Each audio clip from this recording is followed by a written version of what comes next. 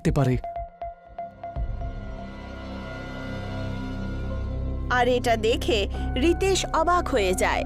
তক্ষুনি গাছের পেছন থেকে আশ্চর্য রকম ঘটনা হচ্ছিল। রিতেশ এখনো এটাই ভাবছিল যে মোহিনী এরকমটা কেন করলো। তক্ষুনি গাছের পেছন থেকে 6 ফুট লম্বা একটা ভয়ঙ্কর দেখতে শয়তান বাইরে বেরিয়ে আসে। তার চেহারা নেকড়ের মতো ছিল, আর নখ প্রচণ্ড তীক্ষ্ণ, চোখ একেবারে নীল রঙের, আর পুরো শরীরে চুলই চুল ছিল। তাকে দেখার পর রিতেশের মন কেঁপে ওঠে, আর তার শ্বাস গলাতেই আটকে যায়। হঠাৎ করে সেই দানব রিতেশের ওপর হামলা করে দেয়, আর তারপর রিতেশের জোরদার চিৎকার জঙ্গলে ছড়িয়ে পড়ে।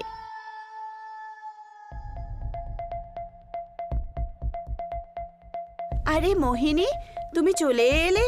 তুমি রিতেশকে দেখেছো নাকি? হ্যাঁ, আমি ওনাকে জঙ্গলের দিকে যেতে দেখেছিলাম। জঙ্গলের দিকে? এইটুকু বলে রোহিত মধুর দিকে তাকায়, কিন্তু মোহিনী চুপচাপ নিজের বাচ্চার সাথে নিজের ঘরে চলে যায়। সকাল হওয়ার পরও রিতেশ ফেরত আসলো না। তখন রোহিত আর মধু তার ব্যাপারে চিন্তা শুরু করে। তারপর রাত হওয়া পর্যন্ত রিতেশ বাড়িতে ফেরে না।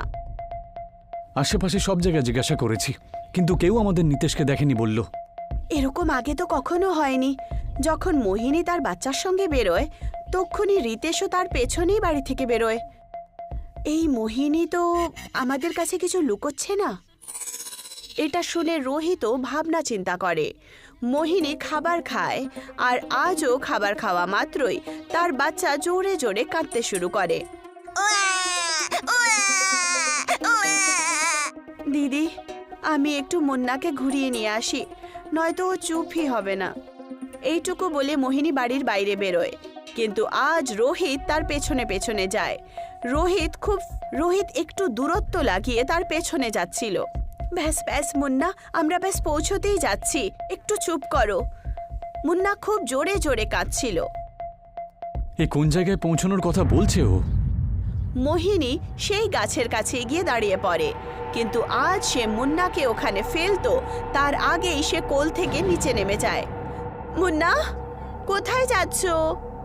মুন্না দেখতে দেখতেই আর সেই শয়তানে পরিবর্তিত হয়ে যায়। এটা দেখে রোহিতের চোখ আশ্চর্যের চোটে ছানা বড়া হয়ে যায়। তারপর সেই শয়তান গাছের পেছন থেকে লুকিয়ে থাকা একটা জিনিস বার করে। সেটা ছিল রিতেশের লাশ।